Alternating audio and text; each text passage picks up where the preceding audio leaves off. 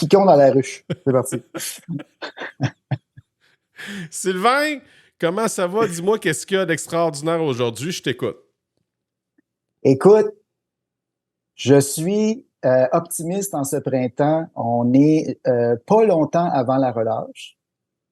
Normalement, on est sur les genoux à cette époque-ci de l'année. Mhm. La neige est dure, il y a de l'eau partout. Le ski de fond, ça va à volo.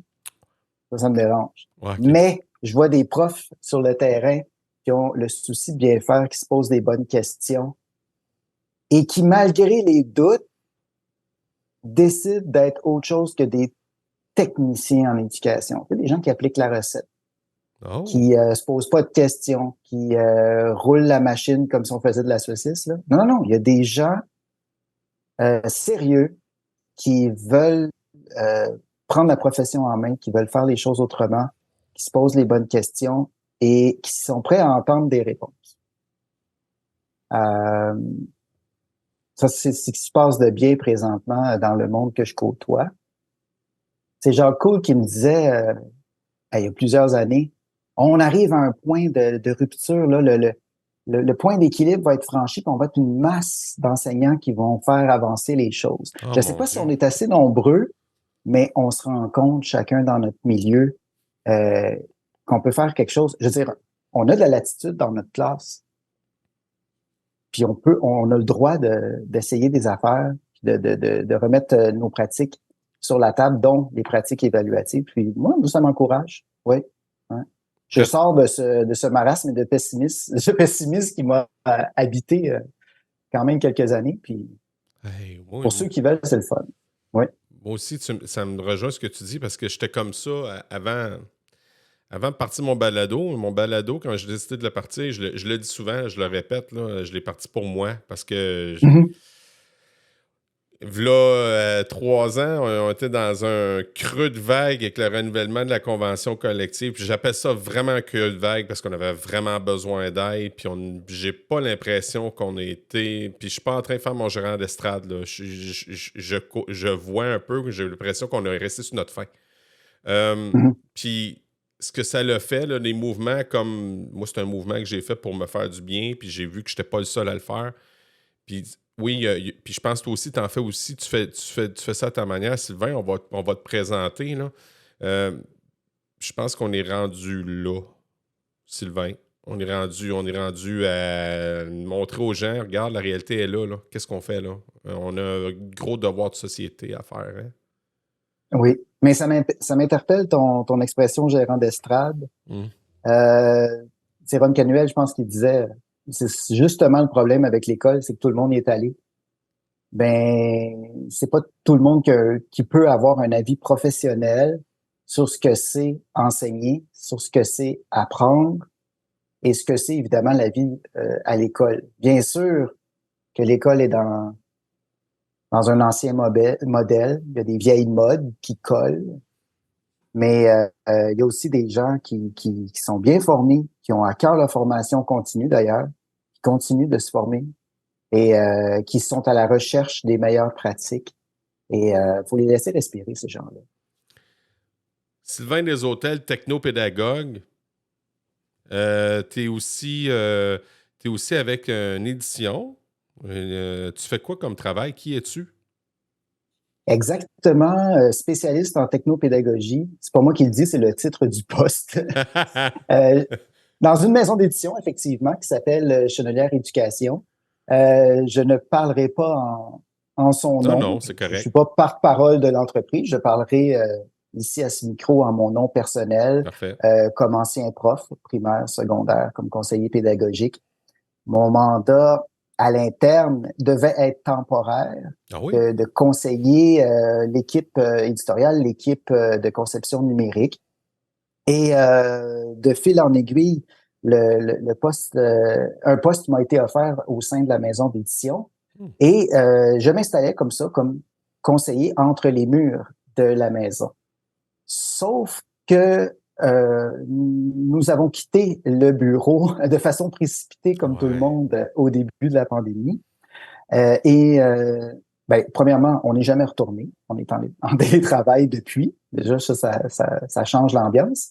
Mais on s'est posé la question, est-ce qu'on peut juste mettre l'épaule à la roue? Est-ce qu'on peut faire un effort pour aider les profs, là, vu que tout le monde est dans la vase et que, en bon citoyen corporatif, on veut aider? Est-ce qu'il y a moyen de faire quelque chose? Et on m'a confié le mandat de piloter un projet d'accompagnement des profs.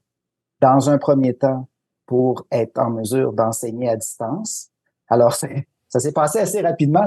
Première semaine, les profs voulaient savoir comment enseigner à distance. Ouais. Où est-ce qu'il y a le bouton? Hein? Comment on s'installe? À peu près au milieu de la deuxième semaine, ça a été comment je vais faire pour évaluer mes élèves et comment je vais faire pour m'assurer qu'ils ne trichent pas parce que je suis pas à côté d'eux. Et là, ça a ouvert la porte sur les pratiques évaluatives. Moi, j'ai mis le pied là-dedans pour être sûr qu'elles ne se referment pas. Et on s'est mis à gratter, si bien que rapidement, j'ai complètement arrêté de parler de technologie et je me suis consacré à des questions pédagogiques, à la vulgarisation de la didactique, finalement. Wow! Et je fais ça presque à temps plein maintenant. Hein? Accompagner des équipes à tous les ordres d'enseignement dans toute la francophonie, essentiellement canadienne. Mais c'est ça qui me connecte. Donc, ramasser l'information, suivre la recherche, vulgariser tout ça et aller sur le terrain, continuer à faire ma part, finalement. Hey, C'est ça. t'as dit un mot, Sylvain, qui m'a. Oh mon Dieu, ça existe ce mot-là. Citoyen corporatif. Oui. Dans le monde de l'entreprise privée, ben, moi, je connaissais pas le monde de l'entreprise privée avant C'est ce ça? Ok, contrat vas-y. et ce poste. Euh, dans le monde de l'éducation, on n'a pas accès à ces sphères-là. C'est pas dans notre univers. Et il y a des entreprises qui se positionnent dans leur communauté, dans la société dans laquelle ils travaillent. Leur but est avoué de faire profit.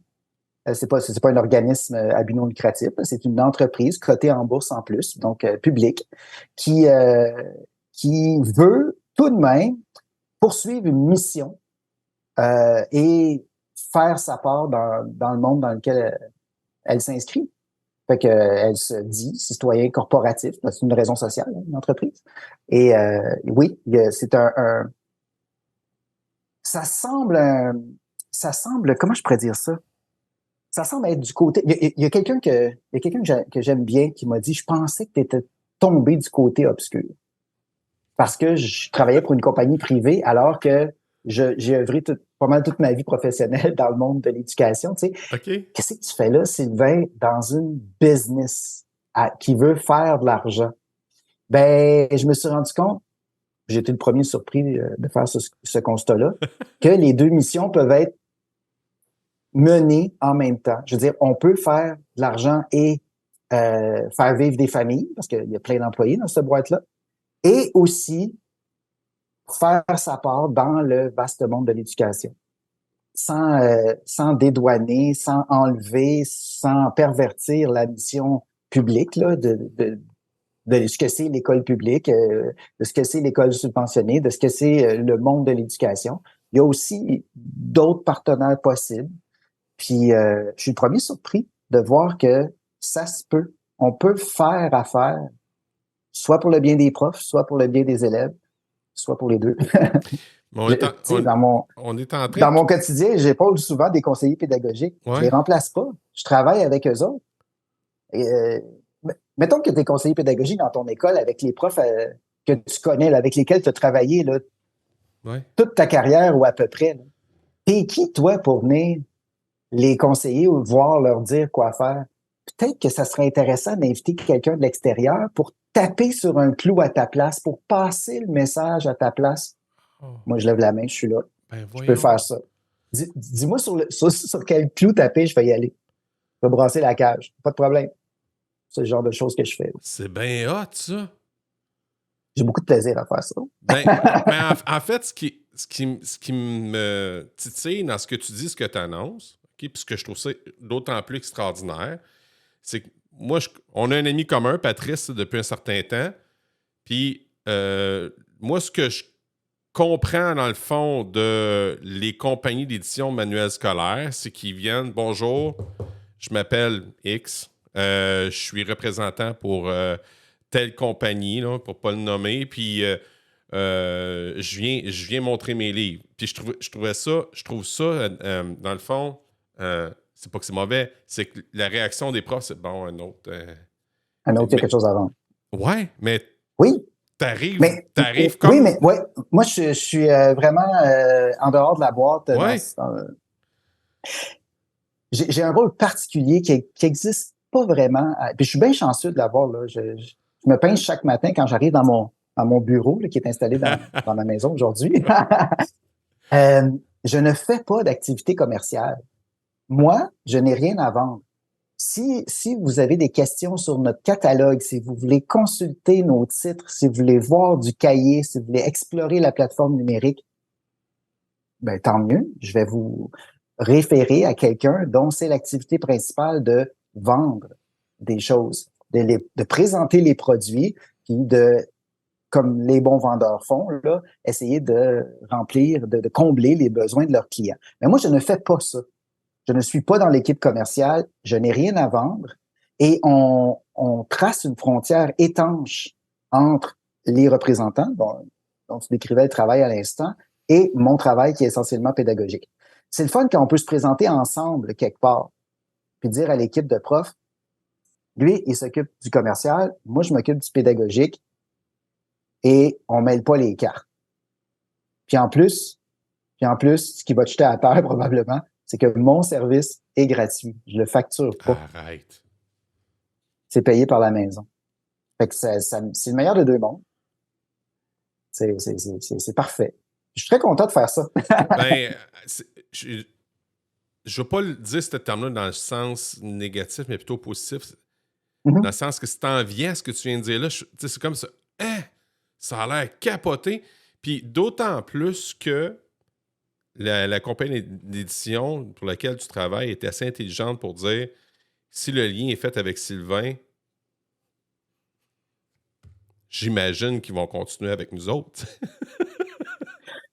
Oui, en fait, je fais tellement pas d'activité commerciale. J'essaie de rester Neutre? neutre, ben neutre. C'est tough, ça. Oui, je sais pas si c'est le bon terme, en dehors de la joute, en OK. fait. OK. J'essaie de pas m'en mêler, si bien que mon service de conseil pédagogique, mon service à la carte, là, sur demande, s'adresse à tous, qu'ils soient nos clients ou pas. Ben voyons donc. S'ils découvrent par hasard des titres qui les intéressent dans notre affaire, tant mieux pour nous, bien sûr, tant mieux pour nous. Mais mon but n'est pas de recruter une clientèle fidèle parce que les gens m'aiment la face, là. C'est pas, la qualité de ma compagnie, c'est pas moi, c'est la qualité de nos titres, mais c'est pas moi qui en fais la vente, c'est pas moi qui en fais la promotion. Moi, je fais de l'accompagnement pédagogique, techno-pédagogique. J'aime bien pédago numérique. Ça place les mots dans le bon ordre, je trouve. Avec les enseignants, avec les conseillers pédagogiques, avec les directions d'école. On peut travailler sur le long terme, en petites réunions là, morcelées, étendues dans le temps, comme on peut donner un gros show dans une journée pédagogique où on rassemble tout le monde. Attends. Tout est possible. Attends. C'est un peu mind-blowing ce que tu me racontes sur ton type de travail que tu donnes. Je suis en train d'essayer de gérer ça, ce que tu me dis. Là. Puis ma question, Sylvain, c'est je me dis, OK, tu donnes un service gratuit, OK, tu fais partie d'une maison d'édition, mais tu jouis quand même une certaine indépendance, même si tu es attaché aux autres. Est-ce qu'il existe d'autres compagnies qui font ça? Est-ce que ton titre, est-ce que c'est unique, ça? Ça sort de la boîte, là. Moi, j'ai l'impression que ça sort, que j'ai jamais entendu ça, là. Est-ce qu'il y en a d'autres qui font ça? Peut-être que dans d'autres pays, dans des maisons d'édition anglo-saxonnes, par exemple, peut-être que ça existe. Je pense pas qu'on ait inventé ça. Mais dans notre marché à nous, ça, c'est vraiment un terme corporatif, ça, notre marché, c'est-à-dire Ouais. la francophonie canadienne, un petit peu en Europe, dans le pays du Maghreb. Je me suis pas rencontré d'équivalent. C'est Il y vraiment a, extraordinaire. il y a des représentants dans toutes ces entreprises-là qui répondent à des besoins pédagogiques en offrant des trucs à vendre, notamment des cahiers. Ça, c'est le bout que tu connais. Là. Au primaire, Au Québec, en tout cas, on marche beaucoup. Ça diffère beaucoup d'une province à l'autre. Hein. Dans le Ah reste oui? du Canada, c'est vraiment pas le modèle d'affaires. OK. Mais au Québec, ce sont des cahiers qui sont, euh, qui sont jetés en vrac dans le marché. Hein. Chaque maison d'édition. Tu peux te partir d'une maison d'édition si tu veux, te, te fabriquer des cahiers d'exercice, mettons, en mathématiques, en français, puis essayer d'en vendre le plus possible. Tu peux faire ça. Je ne sais pas si tu vas gagner ta vie, là, mais tu peux t'essayer. Pas de problème. Le marché est disponible au Québec. Dans d'autres provinces, c'est vraiment pas comme ça que ça fonctionne. Il y a même des provinces où on a des appels d'offres. Faites-nous un livre. Puis là, c'est le ministère d'Éducation qui gère l'évolution du manuscrit jusqu'à une version satisfaisante. Puis quand c'est fini, on remplit les classes avec ça. Ah oui? Il y a même les juridictions, ce sont les conseillers pédagogiques qui choisissent les livres pour les profs. Hein? Mm-hmm. Il y a toutes sortes de modèles. Il y a toutes sortes de modèles. Wow, OK. Mais au Québec, il y a un marché de cahiers d'exercice. Oui, ça, c'est ce qu'on connaît. OK. Puis là, Ah, OK. Puis là, toi qui es dans le bain, tu es vraiment dans le bain, là, tu nages. Puis on en a parlé un peu en pré-entrevue, puis tu en as glissé au début, là. Euh, Tu dis qu'on est en train de se réveiller. Tu parles d'un marasme qu'on a vécu. Tu peux-tu en parler un petit peu plus? Puis on parle à Sylvain, là. On parle pas... Non, en mon nom personnel, Ouais, évidemment, je parle au nom d'aucune entreprise que ce soit, là. ouais. Je vais comparer mon expérience d'enseignant, de conseiller pédagogique et ce que je vis depuis... est-ce qu'on est post-pandémie? Je sais pas. Oh, c'est En tout plus... cas, depuis qu'on est revenu, je sais plus. Depuis qu'on est revenu à l'école en personne, Pas de masque, mettons. Ouais. je vois des choses, ouais, c'est ça. Je vois des choses changer.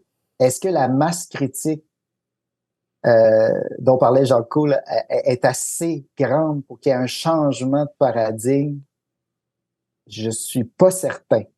Mais si je me compare avec moi-même il y a 5-6 ans, je suis beaucoup plus optimiste que je l'étais. J'étais un grand pessimiste face au monde de l'éducation parce que je suis impatient. Je voulais voir des changements s'opérer rapidement, puis ça va jamais assez vite pour moi. Donc, je commençais à décourager. Alors, ce que j'ai observé pendant le confinement, c'est des gens qui ont été obligés de sortir de leurs pantoufles, de se réinventer, dans certains cas de survivre, dans certains cas de se permettre d'essayer des choses, d'expérimenter des pratiques pédagogiques, des façons d'enseigner et des façons de collecter la preuve que les élèves ont compris, que les élèves sont compétents. Ces traces d'apprentissage-là, il fallait les ramasser autrement parce que la méthode traditionnelle ne fonctionnait plus. Nos élèves n'étaient même plus devant nous. Mm. Faut dire aussi que moi, à la base, j'étais un prof d'art, de musique, mais d'art dramatique. J'ai passé la grande partie de ma carrière à enseigner l'art dramatique. Et je suis bien content d'être sorti de l'école pour devenir conseiller pédagogique avant que la pandémie arrive. Mhm. Ça devait pas être facile, musique, art dramatique, pendant Non. le confinement. Là, Non. je peux pas imaginer. Non. Éducation physique non plus, d'ailleurs. Non, non. Ceci dit, je reviens à mon histoire de changement. Mhm. Quand on est revenu, il y a combien de profs qui se sont dit « Enfin, je retourne dans mes ornières confortables et je reprends ce que je faisais. » Puis il y en a combien qui se sont dit « Hey, les bons coups, les bonnes idées, les bonnes pratiques qu'on a essayées pendant... Je les ramène dans ma salle de classe. C'est la nouvelle façon de faire. » Et tout le monde... Je vais prendre un autre exemple, là, puis peut-être comprendre où est-ce que je m'en vais avec ça en sortant du milieu scolaire. Dans le monde de l'entreprise privée, tout le monde est parti à la maison, tout le monde s'est mis au télétravail. Puis dans plein de ministères, d'organismes, ça a été le cas. Oui. Là, on arrive à un moment où on se dit, c'est quoi la valeur ajoutée d'être au bureau? Je vais partir de chez moi, ça va me prendre tant de temps, je vais aller au bureau travailler tout seul ou j'aurai quelques interactions dans ma journée, puis je vais revenir à la maison après. Qu'est-ce que ça m'a donné d'être là en personne? c'est une routine qui était immuable. Il y a juste 4 ans. Il y a juste 4 ans. Puis on remet ça en question. Mais moi, je reviens au monde de l'enseignement. Moi, je rencontre des profs qui me disent, c'est quoi la valeur ajoutée à être ensemble à l'école? Ben, il y en a, et là, si on cherche un peu, là, il y a une liste d'avantages, là, pleine de même à être ensemble à l'école, surtout si on regarde la situation avec la lorgnette de la socialisation. Bien sûr. Oui. Mais est-ce que nos élèves apprennent mieux parce qu'ils sont ensemble dans la classe de telle heure à telle heure, regroupés par groupe d'âge, avec des cloches qui rythment, puis un calendrier scolaire qui est encore inspiré de ce qu'on avait comme besoin agricole à la fin des années 1800? La question, elle ne se posait pas il y a 4 ans. Personne qui a mis le calendrier scolaire sur la table il y a 4 ans. Là, il y a des gens qui disent, même.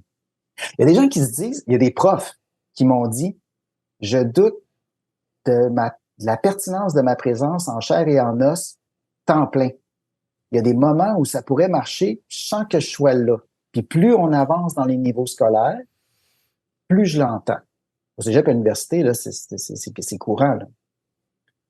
Puis je parle pas juste du prof qui a aimé ça, travailler du chalet, puis qui a pas le goût d'en revenir en ville. C'est pas de ça que je parle. Non. Je parle de la vie dans le groupe d'apprenants.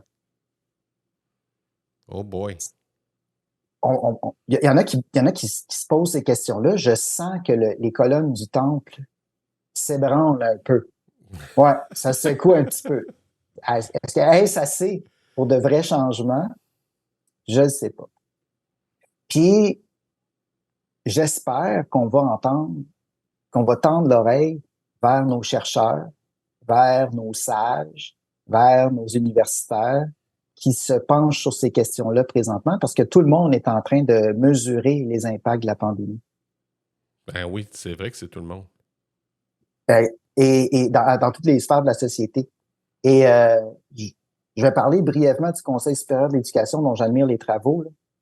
Je parle tout le temps d'évaluer pour que ça compte vraiment leur rapport de 2018, mais le dernier parlait des vulnérabilités du système. Puis la question qu'il posait, dans le fond, c'était est-ce que la pandémie a fragilisé le système scolaire?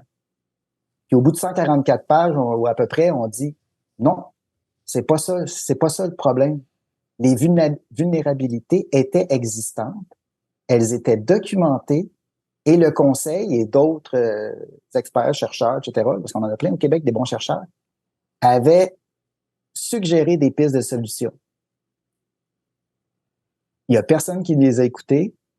Ça nous a pété d'en face un bon matin de printemps en 2020. Oui, le 13 mars puis 2020. Puis on est tout étonnés.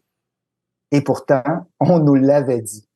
Là, je me sentais là comme un enfant qui se fait dire par son vieux père. Je l'avais dit.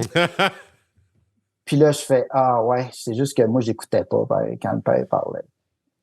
C'est souvent ça, hein, quand il arrive des warning signals, tant qu'on n'a pas frappé un mur, là. On continue encore. C'est pour ça que je t'ai découragé. Je reviens à ce qu'on disait tantôt sur l'optimisme, le pessimisme en éducation. C'est pour ça que je t'ai découragé. On n'était pas obligé de changer. En gros, là, il y a quoi? 200 quelques mille profs au Québec, primaire, secondaire, public, privé, mais tout ça en temps plein, temps partiel, là. À peu près, là. Qui était forcé de devenir meilleur, là? Absolument meilleur. C'était pas obligatoire. Non, c'était pas forcé. On pouvait s'asseoir puis filer ça jusqu'à notre retraite sans problème. Oui. Je suis sûr que tu as eu des profs dans ton parcours qui ont répété 25 fois la même année. Il y avait 25 années d'expérience dans la même année. Oh oui, moi j'ai connu une enseignante. Les autres, hein? Moi j'ai une enseignante. Moi j'ai une enseignante, Sylvain, là. Elle était en 2e année pendant 30 ans. Elle n'avait plus. Elle a fait. Puis c'était la culture du temps, là, la machine à saucisses, là. Oui. Fait que la routine, là, écoute, ça devait cadrer avec elle, là, avec une personne qui était très séquentielle. Fait que les jeunes, il fallait qu'ils rentrent là-dedans, puis ça rentre au poste, là. Mais on n'est plus là aujourd'hui, là. On n'est plus là. On n'est plus là, mais on a encore des profs qui n'ont rien connu d'autre, dans le sens qu'ils ont étudié, puis un bon matin, à cause d'un stage, je sais pas trop, Ils sont virés de bord, ils étaient dos au tableau, puis c'est eux autres qui menaient la classe. Mm. Mhm. C'est correct. Mais il faut juste réaliser que on est rendu là parce que le système nous convenait, donc on aura tendance à répéter ce qu'on a connu comme système qui nous convenait.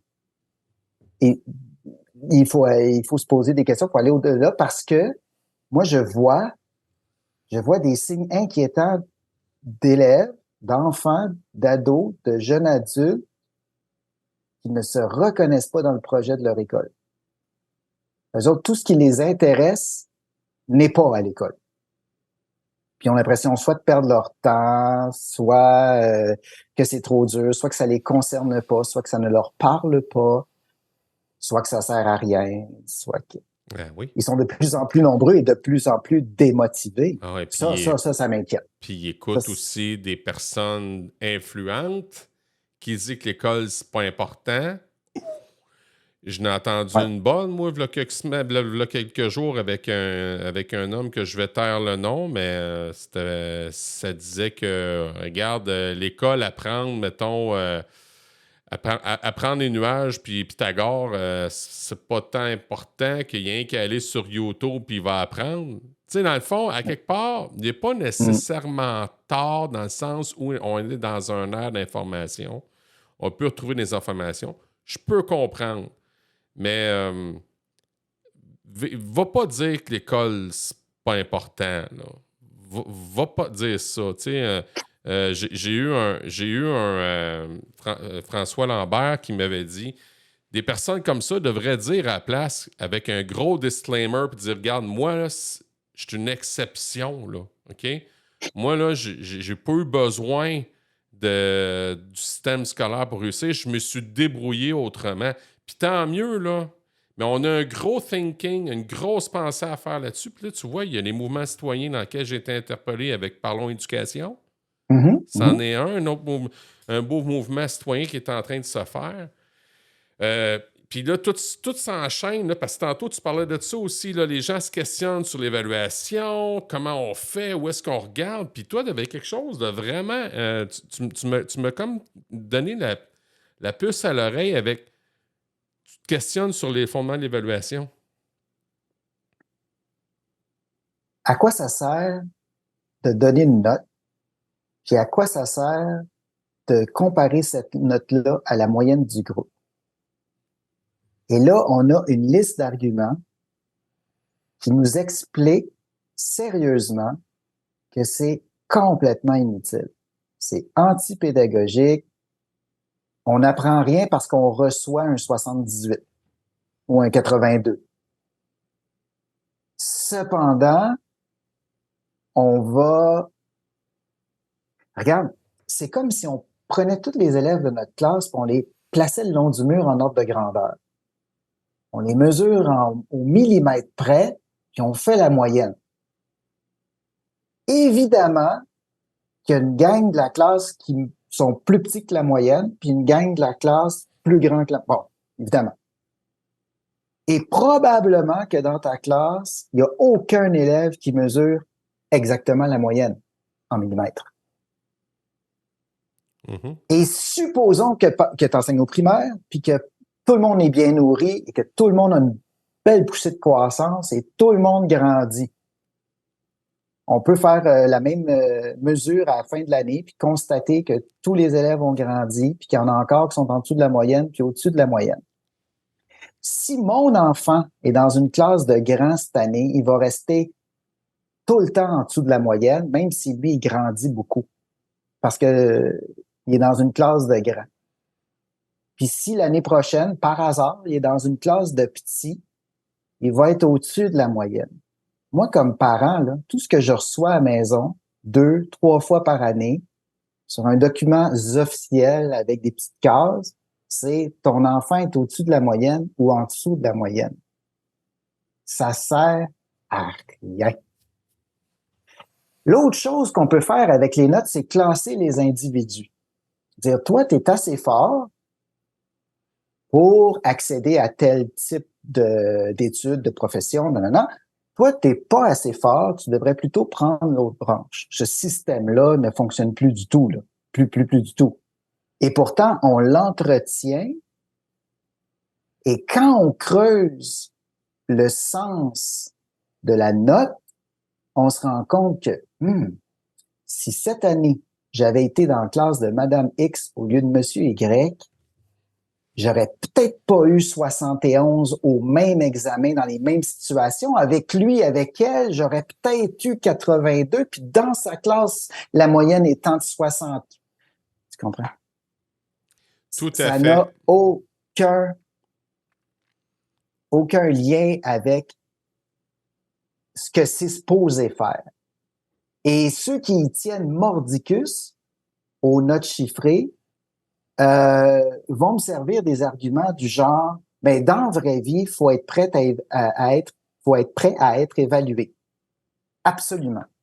Mais moi, je travaille dans une entreprise où on a des comptes à rendre à nos patrons, on a des rencontres d'évaluation, on se fixe des objectifs, on est comparé à nous-mêmes et à l'ensemble du groupe, et dans les discussions, jamais on se donne une note en pourcentage, on parle de nos bons coups, on parle de nos défis, on parle des choses qu'on aimerait améliorer, on parle de l'aide dont on a besoin pour être capable d'atteindre nos objectifs, et on reçoit une cote sur une échelle, 1, 2, 3, 4, ABC, peu importe, il y a toutes sortes de systèmes qui a jamais 100 marches, parce qu'une note sur 100, c'est il y a 100 possibilités.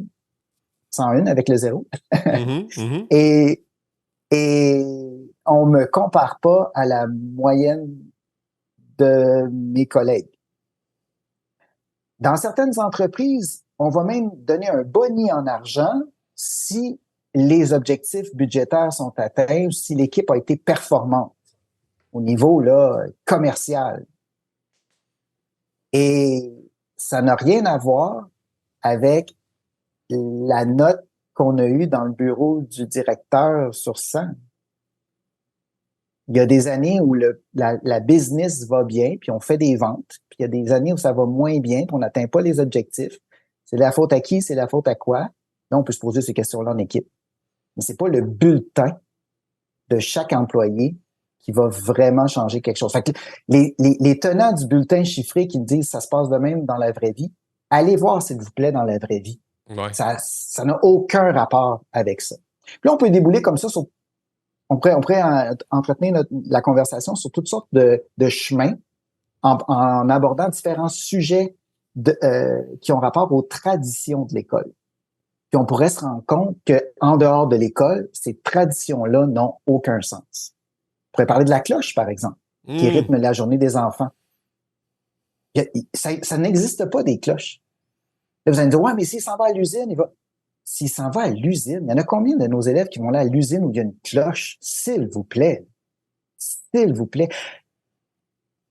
Arriver à l'heure, sans cloche, puis partir au moment opportun, quand le travail est terminé, aller aux toilettes quand c'est approprié, aller manger quand on a faim, prendre le temps de manger, déconnecter d'un écran, ça, c'est des choses qu'on devrait apprendre à l'école. Pas suivre une cloche. C'est inutile. Pour former les citoyens de demain, là, c'est inutile. Ouais. On pourrait parler du calendrier scolaire, et là, on pourrait parler des examens. Ah, puis là, on pourrait parler des profs qui subissent la pression d'un examen ministériel, par exemple, et qui doivent enseigner l'examen. Est-ce que le profil de sortie de nos élèves, c'est d'être capable de remplir un examen ministériel? Bien, à la lecture du programme de formation de l'École québécoise, assurément pas.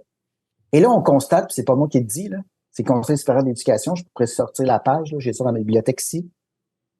Le programme de formation de l'École québécoise, la politique des évaluations, le bulletin chiffré, c'est 3 patentes qui ont jamais été pensées ensemble, qui sont ni cohérentes, ni utiles fondamentalement, les 3 ensemble, là, pour faire avancer nos élèves, c'est-à-dire les élever en compétences. Alors là, les profs sont-ils ce que j'appelais tantôt des techniciens de l'éducation, c'est-à-dire des gens qui administrent la recette, qui passent des élèves dans machine à saucisses, puis qui espèrent qu'il y ait quoi, au fait? La note de passage? qu'il y ait des bonnes, parce que les profs vont me dire, j'espère que mes élèves vont avoir des bonnes notes. Je sais même plus ce que ça veut dire, cette expression-là. C'est quoi ça, une bonne note? C'est quoi un bon Ce que je veux élève? savoir, c'est si mon enfant progresse, Mhm. s'il stagne, s'il progresse en dents de scie, s'il rencontre les objectifs, s'il développe sa compétence, s'il est intéressé à apprendre, s'il a soif d'apprendre, si on a piqué sa curiosité. Moi, je veux savoir ça. Parce que sur un plan personnel, j'ai plusieurs enfants, j'ai pas eu le temps de te dire ça, là, mais c'est le genre de truc qui m'interpelle comme parent aussi. Tu sais. T'as combien d'enfants? Ben, moi, j'en ai 4, ma conjointe en a 4 et nos enfants en ont 6 en tout.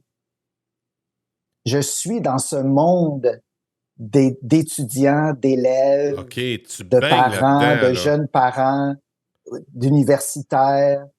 C'est de ça qu'on... Et ma conjointe est orthopédagogue. C'est de ça Oh! qu'on parle chez nous. Là. C'est ça qui nous anime. Euh, Moi, une belle bibliothèque, là, c'est soit des romans graphiques, soit des livres de didactique. C'est pas mal ça que j'aime lire. J'ai eu une discussion, j'ai écouté une discussion avec Marius Bourgeois et Jos Dagenet. Ça fait Ouais. pas tellement longtemps. Je sais pas si tu l'as écouté là, dans Oui, l'épisode. oui, oui. Puis qui parlait justement de l'évaluation. Puis je trouvais ça vraiment pertinent. Puis toi aussi, tu apportes une autre nuance sur l'évaluation. Ben, L'évaluation, là. Vas-y, je t'écoute. non, mais excuse-moi, c'est parce Vas-y. que Jocelyn et moi, on partage le même combat, la même volonté de voir les choses changer. Euh, on, on, on le dit haut et fort que ça n'a pas de bon sens. À chaque fois qu'on en parle, on a des gens devant nous qui opinent du bonnet, Mhm. et pourtant. Et on est capable tous les deux de donner des bons shows. Tu sais, on donne des conférences, puis les gens dans la salle, soit qui acquiescent, soit qui rient jaune, dans tous les cas, ils font ouais, c'est fait brasser à la cage, c'est pas mal vrai ce qu'il dit, le gars. OK, tu fais quoi après avec tes élèves dans ta Yeah, what classe? else? Qu'est-ce qu'on peut faire d'autre, là? Hey, c'est pas moi qui va y aller là, dans chacune des écoles, là, vous êtes bien trop nombreux, Ben le non, gang. Là. ben non. On se réveille. Ouais. Qu'est-ce qu'on peut faire? C'est quoi le pas de plus que tu peux faire, là? Il y a des écoles, puis pas juste celles dont on a parlé dans les médias. Il y a des équipes écoles qui se détachent des notes. C'est difficile. C'est difficile parce qu'il y a beaucoup d'attentes du côté des Tes parents. parents. Même si cette note-là ne veut rien dire, il y a quelque chose de rassurant dans le fait de recevoir une note. Puis c'est de longues discussions, puis c'est de longues explications pour amener du changement. Ça prend de l'énergie. Je comprends qu'il y en a qui en ont pas d'énergie parce que après leur journée d'école avec les kids dans la classe, ils sont fatigués. Je sais, je suis passé par là, j'étais brûlé moi aussi. Cependant, dans les écoles où ça marche, je remarque qu'il y a du leadership pédagogique.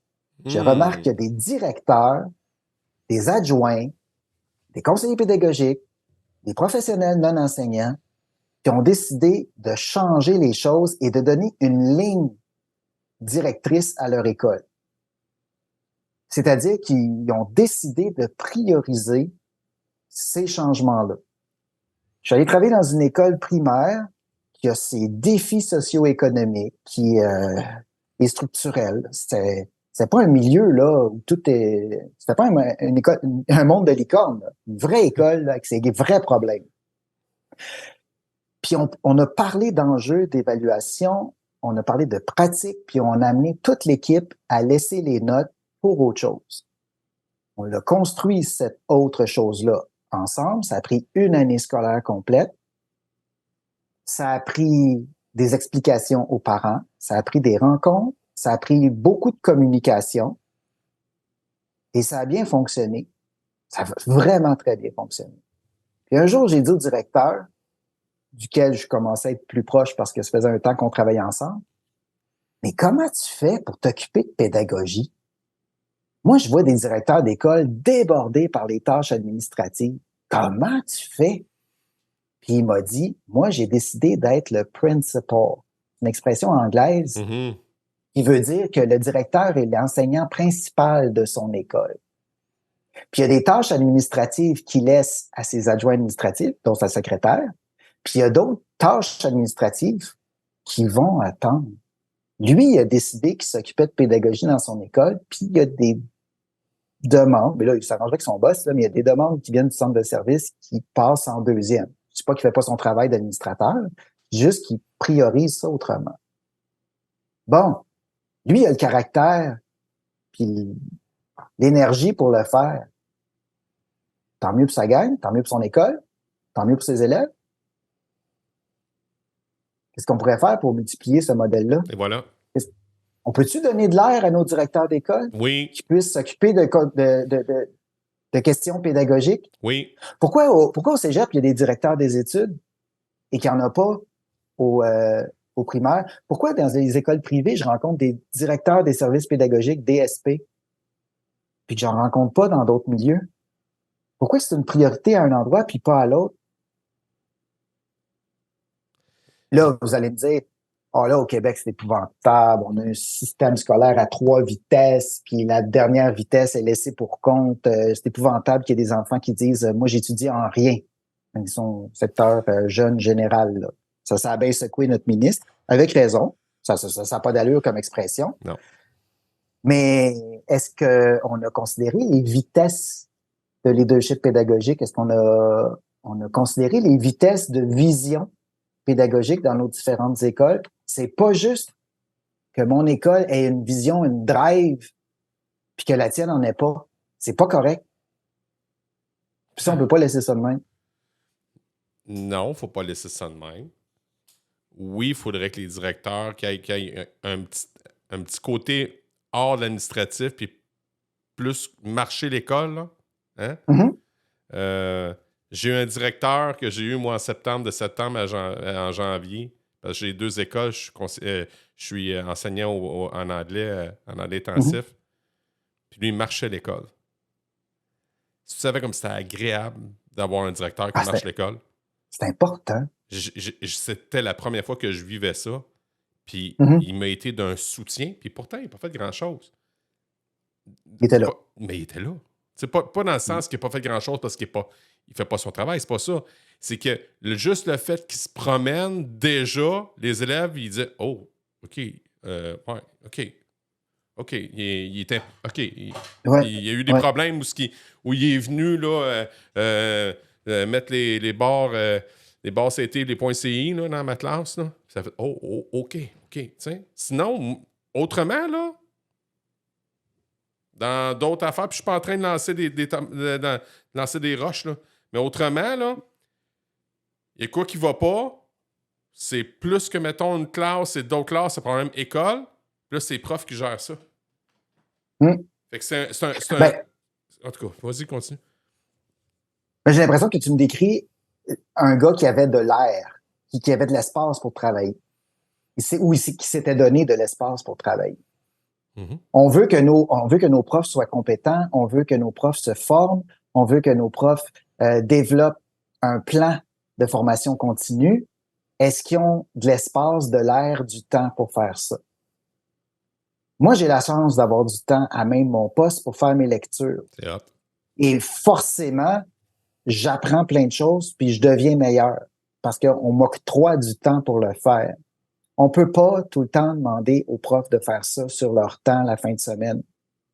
Un vrai professionnel, ça a du temps de formation continue. On le considère comme tel. Là, on a un référentiel de la compétence enseignante. Très beau document. Non, je veux dire, on peut pas être contre la tarte aux pommes, là. Il y a tout ce qu'il faut là-dedans. Puis les 2 femmes qui en font la promotion, que j'ai rencontrées à plusieurs reprises, sont engagés, convaincus, ce sont de bonnes ressources pour faire la promotion et l'explication de ce référentiel-là. Et on leur a demandé dans une conférence à un moment donné quand est-ce qu'il serait obligatoire. Et la réponse, c'est un référentiel, ça ne va pas être obligatoire pour inspirer les bonnes pratiques. Mais en dessous de ça, j'entends la question, est-ce que j'ai le temps de m'occuper de moi comme professionnel, de mon niveau de compétence? Avec mes jeunes adultes, puis avec ma gang au collégial, parce que je te disais tantôt que je travaille beaucoup avec les profs au collégial. je me rends compte que il y en a qui font des pieds et des mains pour rentrer dans des facultés où c'est difficile d'entrer parce qu'on prend juste les meilleurs. Puis bon an, mal an, il se présente des centaines de candidats, mais on n'a que 60, 80, 90 places. Et là, on publie sur les sites Internet de toutes les universités la cotère du moins bon qu'on a admis l'année passée. Puis dans certaines universités, on a même un petit graphique de l'évolution du moins bon. Il y a tant d'années, le moins bon était là, puis là, ça varie de même dans le temps. Va voir en enseignement les dernières années de quoi il y avait l'air. Ça n'a aucun sens. Ça devrait être les meilleurs de la crème qu'on comprenne en enseignement. Et il faudrait les payer en fonction de la hauteur de leurs compétences, bien sûr. Mais il y a tout ça, là. Il y a tout ça. Il y a l'entrée dans les facultés d'éducation, il y a la valorisation de la profession, il y a le temps pour se former, se maintenir à ce niveau-là de haute compétence. Nos enfants ont le droit d'avoir ça. Puis mieux que ça, vu que tu travailles au primaire, je vais aller là-dessus. Vas-y. Nos meilleurs des meilleurs devraient enseigner avec les plus petits. Nos meilleurs pédagogues, nos meilleurs profs devraient être en maternelle première, au pire deuxième année si on a bien du monde. Si on est overstaff, là, j'en remettrai en deuxième aussi. Mais démarrer l'école, faire les apprentissages fondamentaux, apprendre à lire, apprendre à apprendre, c'est super important. Il faut les partir avec du feu de Dieu, comme dirait M. Dugal. C'est super important. C'est vrai. Puis après, chez cette crème de crème-là, là, tu prends tes meilleurs, puis t'en fais des maîtres associés. C'est-à-dire des gens qui reçoivent des stagiaires de l'université qui ne sont confiés qu'aux meilleurs de la cohorte. Puis quand cet étudiant-là finit son 4e stage, puis qui est enfin reçu dans la profession, on le chouchoute là, les premières années. On lui donne les groupes les plus faciles, on lui donne la meilleure équipe, on lui donne un mentor, on le tient par la main, on lui donne pas des queues de tâches, on l'envoie pas dans 3 établissements, on lui donne pas du temps partiel, ben, si on veut, c'est une autre affaire, là, mais tu comprends? On lui donne de bonnes conditions pour bien partir, parce que c'est lui notre prochain poteau qui va devenir le prochain mentor de la prochaine génération montante. Hey, si les avocats font ça, les notaires, les médecins spécialistes, toutes ces professions libérales qui ont le haut du pavé depuis le Bas-Canada, pourquoi pas les profs? S'il vous plaît. Calvaise. Écoute, Sylvain. Puis là, on est là au primaire, puis je sais, j'ai enseigné moi aussi au primaire. J'étais titulaire au primaire plusieurs années. OK. Puis là, on endure, puis on paye de notre poche, puis on fait du bénévolat, puis on est là pour la cause, là. Puis on en mouche des nez, puis on en change des feuilles de bottes mouillées, puis c'est correct. Mais on peut-tu être reconnu comme des professionnels, pas comme des, je sais pas quoi, là, qu'on prend pour acquis? Ça fait du bien. Quand je rencontre des profs au primaire, puis je leur dis, mettez vos culottes, assumez vos choix pédagogiques, décidez des pratiques évaluatives sérieuses, appuyez-vous sur la recherche, puis dans votre classe, prenez vos décisions, soyez critique du matériel que vous utilisez, prenez un pas de recul par rapport aux consignes qu'on vous donne, réfléchissez, puis faites le mieux pour vos élèves. Ben, tu sais quoi? Il y en a qui pensent qu'ils sont pas capables, il y en a qui doutent de leurs compétences à prendre ces décisions-là. C'est pas normal. C'est pas normal. On est supposé être des professionnels de l'enseignement.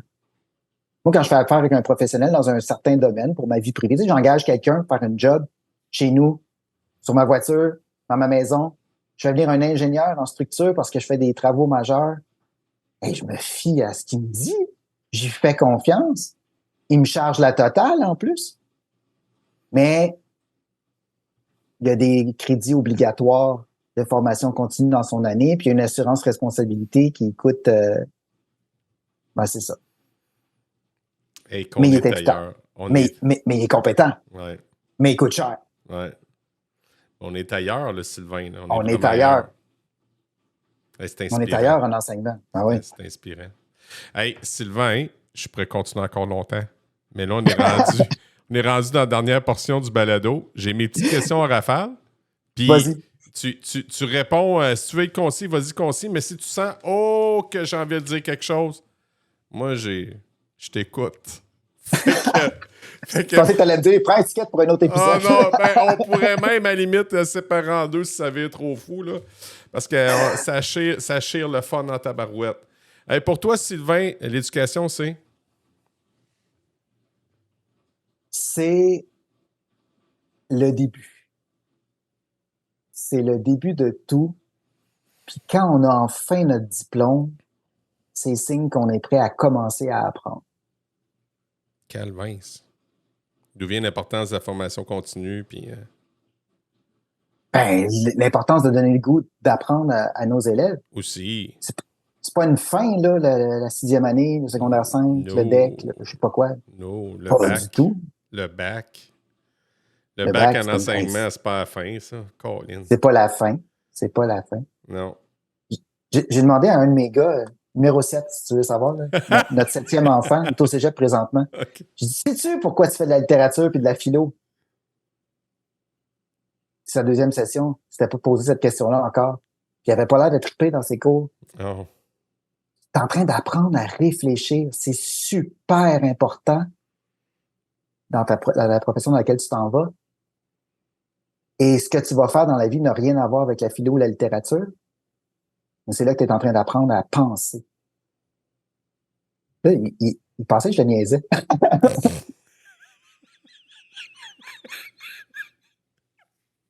Et pourtant, Euh, et pourtant, c'est ça.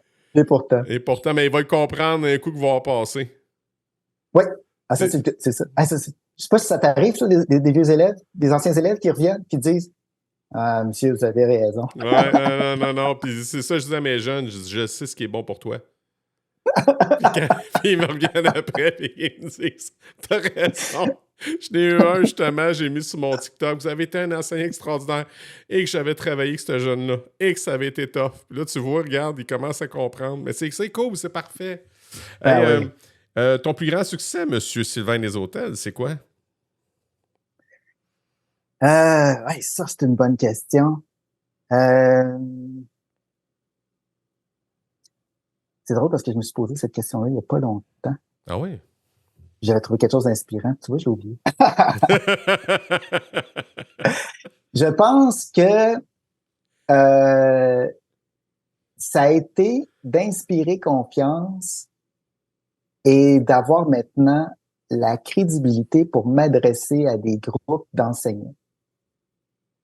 Euh, été longtemps dans une phase où je me trouvais junior, tu sais, dans le Ah petit ouais, cul ouais. dans la profession, donc je pouvais pas m'adresser Syndrome de à des profs l'imposteur ou... d'expérience puisque j'étais, c'est ça, un trop jeune prof. Et j'ai été un très mauvais prof aussi pendant plusieurs années, jusqu'à temps qu'une orthopédagogue, qui deviendra ma conjointe plus tard, me Oh! mette les yeux en face des trous puis me fasse réaliser à quel point j'étais pas bon avec les élèves en difficulté notamment. Hmm. J'étais un prof très rigide, j'étais un prof qui n'avait pas d'intention pédagogique claire, puis j'étais un prof qui mettait beaucoup d'énergie sur des choses qui n'avaient pas d'importance. Puis aujourd'hui, je suis invité un peu partout pour donner des conférences en éducation. Je trouve que ma courbe Fait que de finalement, progression est intéressante. puis finalement, t'es coachable, c'est ça que ça veut dire, là. Oui, ça veut dire aussi qu'il y a plein de profs comme moi qui sont coachables. Ah ouais. Ah oui. Ben oui. Mais à place d'être rigide puis de dire, hey, toi, t'es pas bon, viens ici de m'expliquer comment ça marche. Je vais prendre une posture qui est commune en adaptation scolaire. Je vais aller dans leur monde. Puis quand on va avoir un beau lien puis qu'on va se faire confiance, je vais les amener tranquillement dans ma traque. Ça marche, je l'ai fait plein de fois. Nice. Ton plus grand apprentissage, c'est quoi, Sylvain? Euh, ça, celui-là, il fait peur. Ah, vas-y. Depuis que j'ai le temps de faire de la recherche, de lire, de creuser des questions, de m'approprier des articles scientifiques en éducation de haut niveau, très pointus sur certaines questions, ben là, je me rends compte que finalement, je ne sais rien du tout. Et là, je commence à avoir une vague idée de tout ce que j'ai à apprendre. Et là, je suis vieux, moi, là. J'aurai jamais le temps. C'est assez décevant. J'ai suivi un balado hyper intéressant qui Vas-y. s'appelle Le musicien stratégique. OK. Le gars qui anime ça, il s'appelle Mathieu. Il explique à des musiciens comment pratiquer leur instrument. Mais moi, j'ai fait toutes mes études en musique. J'ai fait mon DEC en musique, j'ai fait mon bac en interprétation, puis après ça, j'ai fait un autre bac en enseignement de la musique. Puis je ne savais pas ça. J'ai perdu un temps très, très, très précieux à pratiquer des erreurs, à pratiquer les mauvaises affaires, à avoir de mauvaises stratégies. J'ai perdu mes meilleures années comme musicien parce que on m'a pas appris à travailler intelligemment. Puis depuis que je sais ça, puis que je sais comment le cerveau apprend, puis que je sais comment on doit pratiquer et comment on doit s'arrêter quand on constate qu'on pratique nos erreurs, pour ne pas consolider ces mauvaises connexions neuronales-là, ben, je suis assez fâché contre mes anciens profs qui ne le savaient pas comment il fallait faire pour enseigner. Je suis très, très, très déçu de ça. Fait que là, tu vois, mon trombone t'en arrête de moi. À cette heure, quand je pratique, je fais ça comme du monde. Comment que ça s'appelle encore le podcast? Le musicien stratégique. Je vais aller vérifier ça. Ça m'intrigue. Il y a des épisodes qui s'adressent aux musiciens. Puis il commence son épisode en disant « Bonjour, je m'appelle Mathieu, je vais aider les musiciens. » Il y a d'autres épisodes qui s'adressent aux enseignants. Il dit, « Bonjour, je m'appelle Mathieu, je vais aider les enseignants. » Hey, moi, ça. Écoute ça dans l'auto quand je fais de la route, là. Ça me jette à terre. Hey, OK, je vais écouter ça avec intérêt. Merci, Sylvain, de ton partage. Une personne qui a un impact dans ta vie, positif, dis-moi pourquoi. Et là, je vais être très quétaine, Ouais, puis ça va être ma conjointe. Puis je vous dirai pas pour des raisons personnelles pour lesquelles c'est la femme de ma vie, puis qui est formidable au quotidien. Je vais parler professionnellement, parce que c'est aussi une grande complice professionnelle. C'est ma fan la plus critique. Il faut être vraiment bon. Puis être habituée, elle, de travailler en adaptation scolaire avec des jeunes qui l'ont pas facile, qui ont de grandes difficultés, des troubles permanents d'apprentissage. OK. Puis elle est très conciliante et bienveillante, mais dans mon cas, elle me force à devenir meilleure. Pas parce que je veux l'épater, parce que on a des discussions franches sur des standards de qualité, puis elle est capable de me dire là, t'exagères, ou là, t'es pas solide, ou là, tu tournes les coins ronds. Ah ouais, c'est cool ça.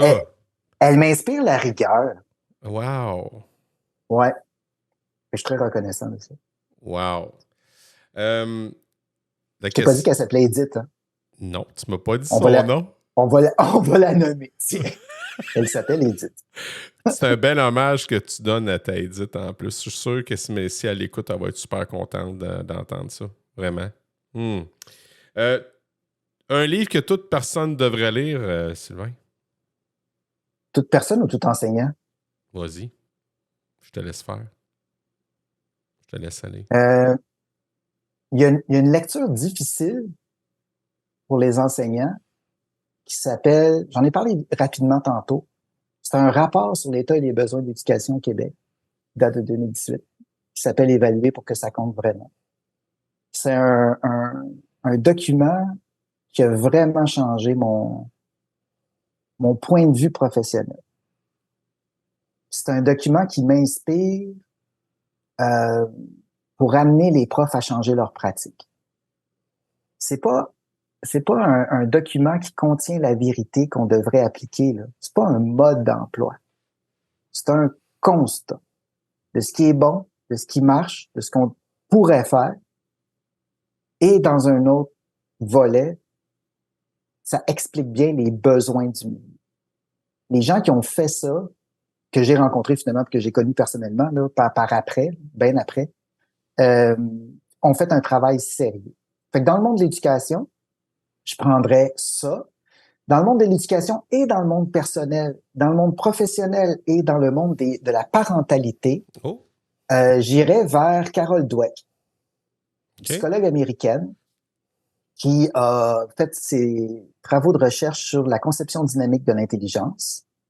Et son ouvrage en français, malheureusement pas traduit de façon très habile, mais quand même, est disponible en français, Psychologie du succès, puis Nouvelle psychologie de la réussite. Carol Dweck nous explique, il y a 3 parties dans son livre. Dans la première partie, nous explique avec des exemples très éloquents qu'est-ce que c'est quelqu'un qui a une conception fixe de son intelligence, puis qu'est-ce que c'est quelqu'un qui a une conception dynamique, c'est-à-dire quelqu'un qui croit qu'on peut s'améliorer et apprendre de nos erreurs, que l'intelligence n'est pas innée, n'est pas statique et qu'on peut faire quelque chose pour l'améliorer, la changer. La première partie, donc, s'inspire de grands noms de la finance, du sport professionnel, des dirigeants de très grandes entreprises et même des politiciens, des chefs d'État qui avaient une conception dynamique ou une conception fixe de l'intelligence. Dans la deuxième partie, elle s'adresse aux enseignants et nous raconte comment, plein de bonne volonté, on peut induire une conception fixe de l'intelligence chez nos élèves en utilisant des trucs comme bravo, t'es bon. C'est pas parce que t'es bon que t'as réussi, c'est parce que t'as mis les efforts et utilisé les bonnes stratégies. Cette conception-là qu'on a du talent, on réussit, on n'a pas de talent, on réussit pas. Et ce qu'on peut défaire comme prof dans notre discours, dans notre posture, dans notre façon d'interagir avec les élèves. Puis la troisième partie du livre, c'est notre job de parent.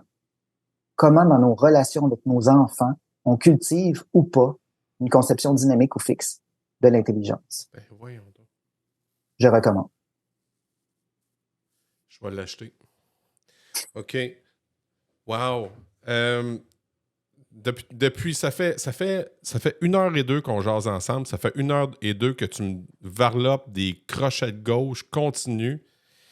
Je vais encore dormir. Je vais encore la misère à dormir. Mon hamster va se mettre à tourner, mais c'est pas grave. Tu sais, quand tu disais tantôt, tu me dis quelque chose, je te partage. Quand tu dis qu'on n'a pas le temps de se former, quand tu as dit ça tantôt, qu'il y avait des profs qui disaient ça, mais moi, le podcast, c'est ça que ça me permet de me former.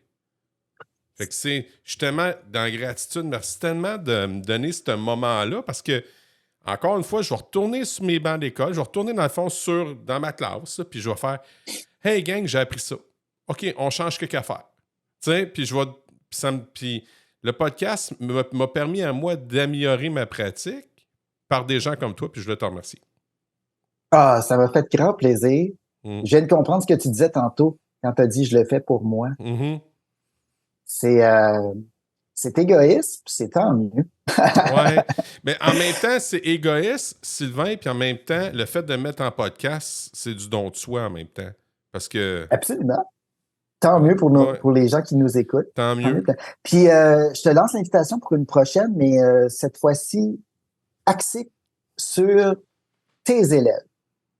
Un besoin que tes élèves auraient. On pourrait parler d'apprendre à apprendre avec une métaphore sur le cerveau qui apprend, que les enfants sont capables de comprendre et d'utiliser. On pourrait parler de la gestion de leur temps et de l'organisation de leur vie, donc des stratégies qui fonctionnent même au primaire et qui servent à long terme. Puis on pourrait parler de la gestion du stress. C'est un sujet qui m'inquiète du côté de nos élèves. Il y a de l'anxiété en masse. Ouais. Puis on va se servir de la métaphore du mammouth de Sonia Lupien, puis on va remettre les choses en perspective, puis on va leur redonner le contrôle à nos élèves sur le stress en leur expliquant que dans certains cas, le stress, c'est une maudite bonne affaire, sinon on ne serait pas là pour en jaser. Ouais. OK, on fait ça quand? Tu as le lien pour te servir dans mon agenda, j'attends la convocation. T'as-tu un lien pour de vrai que tu peux m'envoyer? Ah, nice! Ben oui. Envoie-moi ça, s'il te plaît. Ça marche. Hey, Quand t'étais jeune, Sylvain, là, ta matière préférée, c'était quoi? C'était la musique, j'imagine? Non, ça m'a pris du temps à avoir le goût de la musique. Ah. J'ai fait ça sur le tard, là. J'étais assez avancé dans mon secondaire. Moi, j'aimais l'école, point. Mais par-dessus tout, j'aimais avoir l'occasion de parler dans ma classe. Fait que comme j'avais tout le temps une idée, comme j'avais tout le temps une réponse, comme j'avais tout le temps une suggestion, puis que je trouvais que le groupe participait pas assez, ben, c'est correct, je remplissais tous les trous. Tu vois, j'en fais de carrière aujourd'hui. Ben, puis c'est en vient, c'est vraiment, ça a l'air assez capoté ce que tu es en train de vivre, là. C'est. Wow! Chance. Je te dis, je vais te dire le vrai terme. Chanceux. T'es chanceux. Oui, je me trouve chanceux. Ah oui. T'as bien raison. Quand t'étais à l'école, à la petite école, est-ce que tu t'es considéré ou on t'a déjà considéré comme un élève cancre, c'est-à-dire un élève paresseux, ou encore un mauvais élève, ou encore un aigle, c'est-à-dire une personne brillante et intelligente? Non, j'étais considéré comme le petit génie de la classe et je n'étais pas aimé pour ça. Hmm. J'étais pas très habile dans les sports. Hmm. J'avais un physique quelconque, j'étais pas très intéressant. J'étais dans un milieu où la curiosité, l'intelligence, la créativité n'étaient vraiment pas un atout. C'était pas, non, c'était plutôt un sujet d'intimidation, de risée, Ouais. c'était pas très agréable. Non, vraiment pas. Mais Puis, sais-tu quoi? Je pense que je m'en foutais, c'est vrai? en quelque sorte. Ouais, les choses blessantes étaient très blessantes, mais le reste du temps, je faisais mon affaire. Ouais. Sylvain, merci de ton temps. De toute évidence, on va se reparler. Comme je te dis, comment on dit ça en anglais? I'm hooked. Fait que tu m'as. Ah, wow. Tu t'es venu me chercher. Quand j'ai parlé avec notre ami commun, Patrice, il avait dit. Puis on s'était vu là, côtoyer vite, vite, entre, Mhm. mettons, avec l'école branchée. Puis là, puis là, il dit non, Fred, t'as encore rien vu. Là. Ah ouais, ok, ben, j'ai hâte. Puis là, tu vois, c'est arrivé, fait que c'était un beau moment. Fait que je veux te dire merci, merci énormément. Merci à mon agent pour le contact. Mon agent, on arrête ça de même. Ah, c'est Patrice Lamontagne, agent. Ouais, c'est bon, ça, j'aime ça.